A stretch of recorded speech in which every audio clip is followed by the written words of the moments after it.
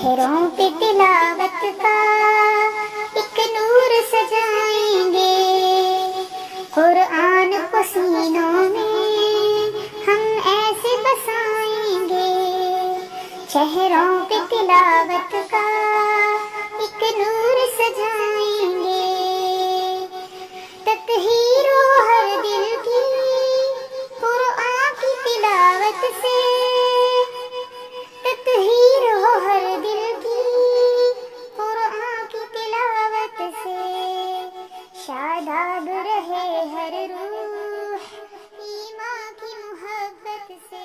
اس سے پہلے تو اللہ تعالیٰ آپ کو جزائے خیر دیں جو آپ نے اس بابرکت محفل کا انعقاد کیا۔ اللہ تعالیٰ ہمارا یہاں بیٹھنا، سننا اور سنانا اللہ تعالیٰ یہ قبول و مقبول فرما لیں۔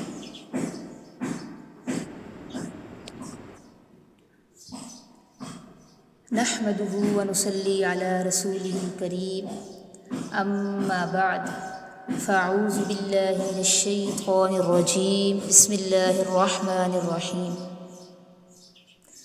شہر رمضان الذی انزل فیہ القرآن، رمضان کا مہینہ وہ ہے جس میں اتارا گیا قرآن۔ میری معزز سامعات، ماہ رمضان کا قرآن مجید سے ایک خاص تعلق ہے، اور اس کی جو سب سے بڑی دلیل ہے وہ قرآن کا ماہ رمضان میں نازل ہونا ہے۔ ماہ رمضان کی ایک بابرکت رات تھی نا، جب اللہ تبارک و تعالیٰ نے لوح محفوظ سے آسمان دنیا پر قرآن کریم نازل فرمایا۔ آسمان دنیا یہ آسمان جو آپ کو نظر آتا ہے، یہاں پر ایک مقام ہے بیت العزت، وہاں پر قرآن مجید اتارا گیا، اور پھر وہاں سے کتنے سال کے عرصے میں مکمل نازل ہوا؟ 23 سال کے عرصے میں۔ اور قرآن کے علاوہ جو باقی تمام صحائف ہیں، باقی تو کتابیں ہیں، وہ بھی رمضان میں نازل ہوئیں، جیسا کہ مسند احمد میں ہے، نبی علیہ الصلوۃ والسلام نے ارشاد فرمایا کہ مصحف ابراہیمی، تورات اور انجیل، ان سب کا نزول رمضان المبارک میں ہی ہوا، تو اس نسبت سے رمضان قرآن کا مہینہ ہے۔ حضرت انس رضی اللہ تعالیٰ عنہ صحابی رسول ہیں، وہ صحابہ کرام کے قرآن پڑھنے کا نقشہ کھینچتے ہوئے فرماتے ہیں، کان المسلمون اذا دخلوا شعبان اکبوا علی المصاحف، کہ رمضان المبارک سے پہلے ہی جب شعبان کا مہینہ آتا تھا تو مسلمان اکبو علی المصاحف، تڑپ کر متوجہ ہو جاتے تھے، جھک جاتے تھے مصاحف قرآن پر، فقرؤوہا، پھر خوب تلاوت اس کی شروع ہو جاتی تھی۔ کیا ہمیں پتہ چلتا ہے کہ نبی علیہ الصلوۃ والسلام کا جو دور تھا اور صحابہ کا جو دور تھا، اور اس کے بعد جو مسلمان تھے ان کا کیا معمول تھا کہ شعبان سے ہی تلاوت قرآن مجید شروع کر دیتے تھے۔ اور رمضان المبارک میں حضرت جبرائیل علیہ السلام تشریف لاتے، مسجد نبوی میں تشریف لاتے، اور آپ نبی علیہ الصلوۃ والسلام کے ساتھ قرآن کا دور فرماتے تھے۔ بخاری کی روایت ہے کہ آپ صلی اللہ علیہ وسلم کی زندگی کا جو آخری رمضان تھا، اس میں ایک بار نہیں 2 بار نبی علیہ الصلوۃ والسلام نے حضرت جبرائیل امین کے ساتھ قرآن کا دور کیا۔ یہ تو قرآن کا دور ہے نا، تلاوت اس کے علاوہ ہوتی تھی۔ اور یہ جو آج ہمیں ماشاءاللہ جگہ جگہ دورہ قرآن ہوتے نظر آتے ہیں، اور حفاظ جو دور کر رہے ہوتے ہیں نا، یہ اسی سنت کی اتباع میں ہوتا ہے۔ اس کے علاوہ اکابرین کا کیا معمول تھا؟ وہ رمضان المبارک میں کتنی تلاوت فرماتے تھے؟ امام احمد ابن حنبل رحمہ اللہ، ان کا یہ معمول تھا کہ وہ 1 ہفتے میں قرآن مکمل کر لیا کرتے تھے۔ قرآن کی کتنی منزلیں ہیں؟ 7 منزلیں، تو امام احمد ابن حنبل 1 دن میں 1 منزل پڑھتے تھے، تو 7 دن میں قرآن مکمل ہو جاتا تھا۔ اور بڑی تعداد میں مسلمان ایسے گزرے ہیں، اور اب بھی الحمدللہ موجود ہیں جو 7 دن میں قرآن مکمل کرتے ہیں، ہفتے کو شروع کرتے ہیں، جمعے کو مکمل ہو جاتا ہے۔ حضرت عائشہ صدیقہ رضی اللہ تعالیٰ عنہ، ان کا معمول بتاؤں آپ کو؟ حضرت عائشہ رضی اللہ تعالیٰ عنہ رمضان المبارک میں روز دن میں 1 قرآن مکمل کر لیا کرتی تھی۔ امام ابو حنیفہ اور امام شافعی رحمہ اللہ، ان کے بارے میں بھی آتا ہے کہ وہ صرف رمضان المبارک میں 60 اور 70 بار قرآن پڑھتے تھے۔ حضرت امام مالک رحمہ اللہ جب رمضان المبارک شروع ہوتا تو جو بھی ان کی سرگرمیاں تھیں درس و تدریس کی، وہ سب چھوڑ دیتے تھے اور قرآن کی کثرت سے تلاوت کیا کرتے تھے۔ یہ تو جو بزرگوں کی کثرت تلاوت کے میں آپ کو بتا رہی ہوں نا، اس میں ایک بات یاد رکھ لیں کہ یہ جو معمولات ہیں یہ صرف میں موٹیویشن کے لیے آپ کو بتا رہی ہوں۔ اب یہ مقام ہر ایک کو کہاں نصیب کہ 60-70 بار وہ پڑھے اور حق بھی ادا کرے، اتنی کثرت سے پڑھے اور قرآن کا حق بھی ادا کرے۔ صحابہ اکرام رضوان اللہ تعالیٰ علیہم اجمعین کے شوق کا دیکھیں یہ عالم تھا کہ وہ کم سے کم وقت میں ختم قرآن کرنا چاہتے تھے۔ اس قدر تلاوت قرآن میں ان کی رغبت تھی کہ نبی علیہ الصلوۃ والسلام نے غلو سے روکنے کے لیے اور ایک اعتدال کی روش قائم رکھنے کے لیے صحابہ پر پابندیاں عائد کر دی تھیں۔ ایک حدیث سناتی ہوں، کیا پابندیاں عائد کی تھی۔ حضرت عبداللہ ابن عمر ابن عاص رضی اللہ تعالیٰ وہ فرماتے ہیں کہ ایک دن میں نے نبی کریم صلی اللہ علیہ وسلم سے سوال کیا کہ یا رسول اللہ میں کتنے دنوں میں قرآن کریم ختم کروں؟ تو نبی علیہ السلام نے فرمایا 1 ماہ میں۔ میں نے عرض کیا مجھے تو اس سے زیادہ کی قوت ہے، تو نبی علیہ السلام نے فرمایا پھر 20 دن میں ختم کر لوں۔ حضرت عبداللہ ابن عمر فرماتے ہیں میں نے اس سے بھی کم دنوں میں ختم قرآن کی طاقت ظاہر کی تو نبی علیہ السلام نے میری رعایت کرتے ہوئے 15 دن، پھر 10 دن اور پھر 7 دن میں ختم قرآن کی اجازت دی۔ ٹھیک ہے، ان 7 دن میں پورا قرآن پڑھ لو۔ آپ نے یہ بھی فرمایا کہ 7 دن میں پورا قرآن پڑھ لو، اس سے کم میں ہرگز نہ ختم کرو۔ کیوں؟ دیکھیے قرآن صرف پڑھنا نہیں ہوتا، تلاوت کا حق بھی ادا کرنا ہوتا ہے۔ یہ جو ہستیاں جن کے کثرت تلاوت کا میں نے ذکر کیا، یہ تو مسائل کو سمجھنے کے لیے قرآن کثرت سے پڑھتے جاتے، رغبت سے پڑھتے تھے، تلاوت کا حق بھی ادا کرتے تھے۔ ہم جب پڑھ رہے ہوتے ہیں تو دیکھیں ہمارا تعلق تلاوت سے نہیں ہوتا، ہمیں پتہ نہیں ہوتا ہم کیا پڑھ رہے ہیں۔ ہم جب سن رہے ہوتے ہیں تو اس وقت ہمیں پتہ نہیں ہوتا ہم کیا سن رہے ہیں۔ یہی وجہ ہے کہ قرآن کے اثرات ہمارے دلوں پر مرتب نہیں ہوتے، ایسے ہی ہے۔ لیکن جو ہمارے اکابرین ہیں وہ پڑھتے تھے تو قرآن کے اثرات دل پر مرتب ہوتے تھے، اور جب دل پر قرآن کا اثر ہوتا تھا تو وہ روتے تھے۔ دیکھیں ایک بات یاد رکھ لیں کہ قرآن پڑھتے ہوئے اللہ کے خوف سے یا اللہ کی محبت میں رونا، اس کی اللہ تعالیٰ بہت زیادہ قدردانی فرماتے ہیں۔ حدیث میں آتا ہے نا کہ 2 آنکھوں کو آگ نہیں چھو سکتی، ایک اللہ کے خوف سے رونے والی، دوسری وہ جس نے اللہ کی راہ میں پہرا دیتے ہوئے رات گزاری۔ اور جو اللہ کے خوف سے روئے گا، ایک حدیث سے ہمیں یہ بھی پتہ چلتا ہے کہ اس کے جو ابرو کا بال ہے وہ اس کی سفارش کرے گا۔ تو یہ اللہ ایسی قدردانی فرماتے ہیں۔ اچھا، ہمارے سامنے اکابرین کے بھی بہت سارے واقعات ہیں۔ خود نبی علیہ الصلوۃ والسلام کی سیرت سے ہمیں پتہ چلتا ہے کہ آپ صلی اللہ علیہ وسلم جب قرآن کی تلاوت فرماتے تھے تو روتے ہوتے تھے۔ ایک بار نبی علیہ الصلوۃ والسلام نے یہ آیت پڑھی، افمن ھذا الحدیث تعجبون وتضحکون ولا تبکون، کیا اس قرآن پر وہ تعجب کرتے ہیں، اس کا مذاق اڑاتے ہیں اور وہ ہنستے ہیں اور نہیں وہ روتے؟ تو نبی علیہ الصلوۃ والسلام یہ آیت پڑھتے ہوئے رونے لگے۔ آپ کے ساتھ جو اصحاب صفہ بیٹھے تھے وہ بھی رونے لگے۔ نبی علیہ الصلوۃ والسلام نے فرمایا جو اللہ کے خوف سے روتا ہے جہنم کی آگ اس پر حرام ہو جاتی ہے۔ اور قرآن کی ایک آیت ایسی ہے کہ نبی کریم صلی اللہ علیہ وسلم اسے ساری رات پڑھتے رہے اور روتے رہے۔ وہ کون سی آیت ہے؟ ان تعذبہم فانہم عبادک، قیامت کا دن ہوگا نا، تو یہ سوال حضرت عیسیٰ علیہ السلام سے اللہ تعالیٰ کریں گے کہ اَأَنْتَ قُلْتَ لِلنَّاسِ اتَّخِذُونِي وَأُمِّيَ إِلَٰهَيْنِ، کیا تو نے کہا تھا، اَأَنْتَ قُلْتَ لِلنَّاسِ، کیا تو نے کہا تھا لوگوں کو کہ مجھے اور میری ماں کو معبود بنا لو؟ اب یہ سوال سن کر خوف خدا سے حضرت عیسیٰ علیہ السلام کی کیفیت آتی ہے حدیث میں کہ ان کے رونگٹے کھڑے ہو جائیں گے، جسم کے بال کھڑے ہو جائیں گے، اور ہر بال کے نیچے سے خون کا قطرہ ٹپکے گا، اور کتنے سال گزر جائیں گے، عیسیٰ علیہ السلام بول نہیں سکیں گے، پھر اللہ تعالیٰ ان کے دل میں یہ اطمینان ڈالیں گے، حوصلہ پیدا کریں گے، وہ بات کریں گے اور وہ کہیں گے کہ میں ان لوگوں میں اس وقت تک گواہ تھا جب تک میں موجود رہا، کہ جب آپ نے مجھے وفات دے دی تو آپ ہی ان میں گواہ ہیں۔ پھر آگے کیا فرمائیں گے، ان تعذبہم فانہم عبادک وان تغفر لہم فانک انت العزیز الحکیم، اگر آپ انہیں عذاب دیں تو یہ آپ کے بندے ہیں، اور اگر آپ انہیں بخش دیں تو بے شک آپ غلبے والے، حکمت والے ہیں۔ تو یہ والی آیت نبی علیہ السلام ساری رات پڑھتے رہے اور ساری رات روتے رہے۔ اس طرح ہمیں صحابہ اور نیک لوگوں کی بھی کئی واقعات ہیں، پتہ چلتے ہیں کہ وہ قرآن پڑھتے ہوئے روتے تھے۔ قرآن کی تو دیکھیں تاثیر یہی ہے کہ پڑھنے والا جب سمجھ کے پڑھتا ہے، اثر لے کے پڑھتا ہے تو وہ روتا ہے، کیونکہ اس کے دل پر اثر ہوتا ہے۔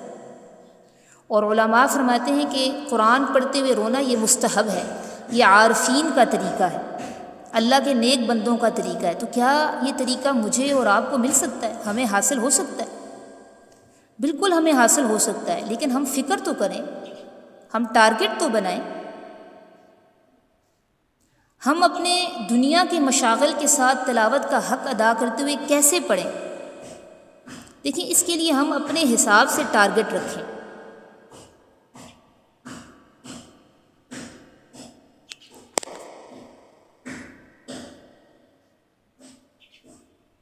پہلے مقدار کا سوچ لیں کہ میں نے روز کتنا پڑھنا ہے، پھر وقت کی بھی پلاننگ کریں کہ کس وقت پڑھنا ہے، اور جگہ بھی آپ مخصوص کر سکتی ہیں، اور وقت کی ترتیب آپ اس طرح بھی رکھ سکتی ہیں کہ فجر کی نماز کے بعد زیادہ مقدار میں پڑھ لیں، کیونکہ فجر کی نماز کے بعد فرشتوں کی حاضری کا وقت ہوتا ہے نا، اور نبی علیہ السلام کا بھی یہ معمول تھا کہ آپ صلی اللہ علیہ وسلم فجر کی نماز کے بعد تلاوت فرمایا کرتے تھے۔ تو فجر کی نماز کے بعد زیادہ پڑھ لیں، باقی نمازوں کے بعد تھوڑا تھوڑا پڑھیں، جو 2 پڑھ سکتا ہے وہ 2 پڑھے، جو 1.5 پارہ پڑھ سکتا ہے وہ 1.5 پڑھے، جو 3 پڑھ سکتا ہے 3، اپنی اس کے مطابق آپ روٹین کے مطابق آپ ایک شیڈول بنائیں، لیکن آپ یہ ٹارگٹ تو بنائیں۔ ہم جو دیکھتے ہیں نا، جو مسلمان ہمارے اکابرین اتنی کثرت سے تلاوت کیا کرتے تھے، تو ہمیں پتہ چلتا ہے ان کا سارا وقت بس یہی مشغلہ ہوتا تھا۔ ہمارا مشغلہ کیا ہے؟ ہم نے اپنے مشاغل کو کبھی دیکھا ہے؟ ہمارے پاس سوشل میڈیا ہے نا، واٹس ایپ پہ چکر لگاتے ہیں، فیس بک پہ چلے جاتے ہیں، وہاں پہ ہم ریلز، پوسٹ، ان پہ وقت ضائع کرتے ہیں۔ پھر اور بھی ایپس ہیں، انسٹاگرام ہے، ٹک ٹاک ہے، جہاں ہم اپنا وقت کا بڑا حصہ ضائع کر رہے ہوتے ہیں، اور پھر بڑی معصومیت سے یہ کہتے ہیں ہمارے پاس وقت ہی نہیں ہے۔ آپ کسی کو دعوت دیں کہ آ جاؤ قرآن سمجھ کے پڑھتے ہیں، ایک سیشن ہو رہا ہے وہ جوائن کر لو، سب سے بڑا عذر نوجوانوں کا یہی ہوگا، وقت ہی نہیں ہے۔ دیکھیں، ہمیں چاہیے کہ فکر کریں اس سے پہلے کہ واقعی وقت نہ رہے، دنیا میں ہماری مہلت ختم ہو جائے، تو قرآن کو سمجھیں، اسے پڑھنے کے لیے وقت نکالیں۔ ہم میں سے ہر ایک کو چاہیے کہ وہ ٹارگٹ بنائے، تلاوت زیادہ سے زیادہ کرے، اور تلاوت بھی کیفیات کے ساتھ کریں، یعنی آپ کے دل پر اثر ہو رہا ہو، کبھی اللہ کی محبت میں، کبھی اللہ کے خوف سے رونا آئے، اور اگر رونا نہ بھی آئے تو حدیث میں آتا ہے نا، رونے جیسی شکل ہی بنا لیں، لیکن یہ کیفیت دیکھیں۔ میں ایک چیز نوٹ کرتی ہوں کہ جس وقت ہم نعت سن رہے ہوتے ہیں تو اس وقت میں دیکھتی ہوں بہت سارے لوگوں کی آنکھوں میں آنسو آ جاتے ہیں۔ نعت کا ایسا اثر ہوتا ہے، بندوں کا جو کلام ہے، کیونکہ وہ ہمیں سمجھ آ رہا ہوتا ہے، تو کلام جب ہمیں سمجھ آئے گا تو ہمارے اندر کیفیات پیدا ہوں گی نا۔ اللہ کا کلام جب ہمیں سمجھ آئے گا تو کیفیات اسی وقت پیدا ہوں گی۔ میں نے بہت سارے لوگوں کو یہ اس نعت پہ روتے ہوئے دیکھا ہے، مسجد نبوی یہ تو بتا، سما وہ کیسا پیارا ہوگا، صحن میں آقا بیٹھے ہوں گے، گرد اصحاب کا حلقہ ہوگا۔ تو یہ بندوں کا کلام، یہ چونکہ ہمیں سمجھ آ رہا ہوتا ہے۔ اللہ کا کلام جب ہم سمجھ کے پڑھیں گے تو ہمارے دل پر بھی اسی طرح کی کیفیات طاری ہوں گی۔ تو یہ تو ایک بات تھی کہ رمضان کا قرآن کے ساتھ کیا نسبت اور کیا تعلق ہے۔ دوسرا، رمضان اور قرآن کی کچھ کامن کوالٹیز بھی ہیں، کچھ مشترکہ خصوصیات بھی ہیں، جن میں سب سے اہم ہے تقوی۔ قرآن کے بارے میں اللہ تعالیٰ نے کیا فرمایا، روزے کے بارے میں اللہ نے کیا فرمایا، یا ایھا الذین آمنوا کتب علیکم الصیام کما کتب علی الذین من قبلکم لعلکم تتقون۔ اے ایمان والو، تم پر روزے فرض کیے گئے ہیں جیسا کہ تم سے پہلے لوگوں پر فرض کیے گئے. اور کیوں فرض کیے گئے ہیں؟ لعلکم تتقون، تاکہ تم پرہیزگار بن جاؤ. یہ روزے کا اثر ہوتا ہے کہ ہماری زندگیوں میں تقوی پیدا ہوتا ہے. قرآن کا بھی یہی اثر ہوتا ہے. ذالک الکتاب لا ریب فیہ ھدی للمتقین. ھدی للمتقین، قرآن پڑھنے سے بھی تقوی پیدا ہوتا ہے. تو قرآن اور رمضان کی جو ایک اہم مشترک کامن جو خصوصیت ہے وہ تقوی ہے. تقوی کس کو کہتے ہیں؟ قرآن کو جب آپ سمجھ کے پڑھتے ہیں تو آپ کو پتہ چلتا ہے قرآن میں تقوی کا بہت زیادہ حکم ہے، اور تقوی اختیار کرنے پر اجر بھی بہت زیادہ ہے. دیکھیں، تقوی کا ایک سادہ سا مفہوم آسان سا میں بتاؤں تو تقوی کا مطلب ہے ہماری زندگی گناہوں سے پاک ہو. اور جس طرح آپ ایک گیم کھیل رہے ہوتے ہیں، آپ کو مختلف لیولز اس کے عبور کرنے ہوتے ہیں، تو تقوی کے بھی مختلف لیولز ہوتے ہیں. پہلا لیول کیا ہے کہ اسلام کے اصولوں پر آپ کاربند رہیں. اسلام کے اصول، کفر سے بچ رہے ہوں، شرک، نفاق اور بدعات. کفر، شرک، نفاق اور بدعات، اس سے آپ بچ رہی ہیں. تو یہ پہلا لیول ہے تقوی کا جو آپ نے عبور کر لیا.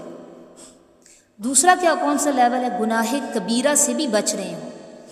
گناہ کبیرہ کون سے ہوتے ہیں؟ بڑے بڑے گناہ، جس میں قتل کرنا، زنا، بہتان لگانا، غیبت کرنا، یہ گناہ کبیرہ ہوتے ہیں. تو یہ تقوی کا دوسرا لیول ہے کہ آپ کبیرہ گناہوں سے بھی بچیں.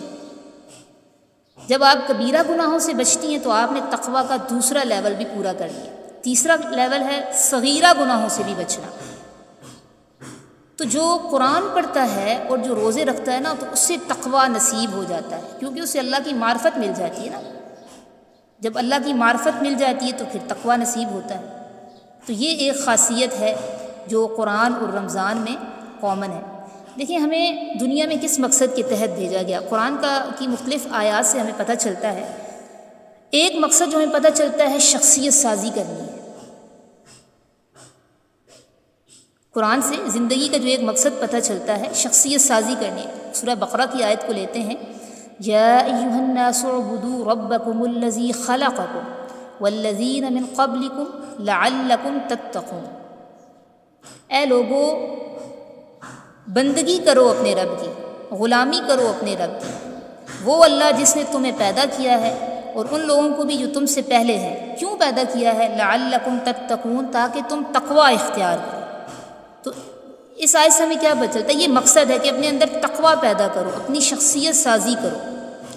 اور یہ جو شخصیت سازی ہے، یہ تقوی، یہ روز کی بنیاد پر جب آپ اپنے اوپر محنت کریں گی نا، تو اس طرح آپ کے اندر یہ پیدا ہوگا. کچھ دن اگر آپ اپنے دل پہ، اپنی شخصیت پہ محنت کرنا چھوڑ دیں، اپنے اندر سے بری عادات کو نکالنا چھوڑ دیں، تو خامیاں جمع ہونا شروع ہو جائیں گی، بری عادات پنپنا شروع ہو جائیں گی. بالکل ایسے ہی جیسے آپ کا کوئی باغیچہ ہو، آپ اسی کچھ دن تک دیکھ بھال نہ کریں تو کیا ہوگا؟ وہاں جھاڑ جھنکار اگاتے ہیں. تو تقوی کا یہی مطلب ہے کہ آپ نے اپنی شخصیت سازی کرنی ہے، اپنی فکر کو، اپنے نظریے کو درست کرنا ہے، اپنے اندر اور اپنے باہر کو سنوارنا ہے. اور یہ تقوی ہمیں کیسے حاصل ہوتا ہے؟ قرآن سے بھی اور روزے سے بھی. مجھ سے ایک بار ایک لڑکی نے کہا کہ میں توبہ کرتی ہوں مگر پھر گناہ شروع کر دیتی ہوں. مجھے بتائیں کوئی ایسا طریقہ کہ میں توبہ کروں اور پھر جان بوجھ کے گناہ نہ کروں، اس پر کاربند رہوں. میں نے اسے 2 باتیں بتائی تھی کہ جتنی بار بھی گناہ ہو اتنی بار توبہ کرو. دوسرا، اللہ کی معرفت حاصل کریں.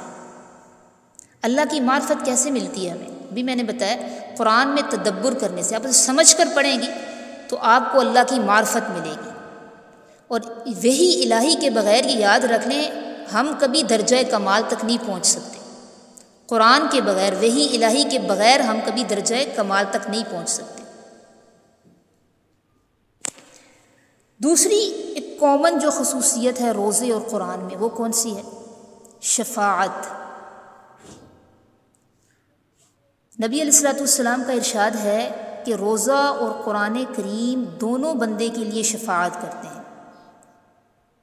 روزہ کہتا ہے کہ یا اللہ، میں نے اس کو دن میں کھانے پینے سے روکے رکھا، میری شفاعت قبول کر لیجیے. قرآن کہتا ہے کہ یا اللہ میں نے رات کو اس کو سونے سے روکا، میری شفاعت قبول کر لیجیے، بس دونوں کی سفارش اللہ تعالیٰ قبول کریں گے۔ ٹھیک ہے، تو یہ ایک کامن جو ہے اس میں دوسری خصوصیت وہ کون سی ہے؟ سفارش، یعنی روزہ بھی انسان کی سفارش کرے گا اور قرآن بھی انسان کی سفارش کرے گا۔ تیسری مشترک خصوصیت جو قرآن اور روزے کے درمیان ہے وہ ہے قرب الہی، اللہ کے قریب ہونے کا ذریعہ۔ قرآن اور روزہ دونوں ہی سے اللہ کا قرب ہمیں ملتا ہے۔ حدیث آپ میں سے بہت سے لوگوں نے سنی ہوگی، الصوم لی وانا اجزی بہ، روزہ میرے لیے ہے اور میں ہی اس کی جزا دوں گا۔ تو دیکھیں روزہ ایک، ہمیں خود بھی اس بات کو سمجھ سکتے ہیں کہ روزہ ایک ایسی عبادت ہے جو صرف اللہ اور بندے کو ہی پتہ ہوتا ہے۔ کوئی خود نہ بتائے تو ہمیں پتہ نہیں ہوتا کہ یہ بندہ روزے سے ہے، اس لیے فرمایا کہ یہ میرے لیے ہے اور میں ہی اس کا بدلہ دوں گا۔ ٹھیک ہے، تو یہ ایک تیسری چیز تھی کامن جو خصوصیت تھی سفارش کے بعد، قرب الہی، یعنی روزہ اور قرآن ان دونوں سے ہمیں اللہ تعالیٰ کا قرب حاصل ہوتا ہے۔ تو یہ ایام معدودات ہیں، قرآن خود کہتا ہے ایام معدودات، گنتی کے چند دن ہیں۔ ان دنوں کو اللہ کی طرف سے دیا گیا ایک موقع سمجھیں، ایک مہلت سمجھیں، سنبھلنے کے لیے، اپنے آپ کو سنوارنے کے لیے ایک موقع سمجھیں، اور ان دنوں میں اپنے اوپر محنت کریں۔ اور رمضان المبارک میں جب آپ یہ کام کر لیں گے نا تو اس کے اثرات انشاءاللہ آپ کے پورے سال پر مرتب ہوں گے۔ زیادہ سے زیادہ نیکیاں سمیٹنے کا ارادہ آپ یہیں بیٹھے بیٹھے کر لیں، کیونکہ اللہ تعالیٰ نے ایک موقع دیا نا، ہمیں ایک اور رمضان نصیب کر کے اللہ نے ہمیں موقع دیا ہے کہ ہم زیادہ سے زیادہ نیکیاں سمیٹیں، اپنا تزکیہ کریں، تو اللہ کی رحمت بھی آپ کی منتظر ہے۔ سبحان ربک رب العزت عما یصفون وسلام علی المرسلین والحمد للہ رب العالمین۔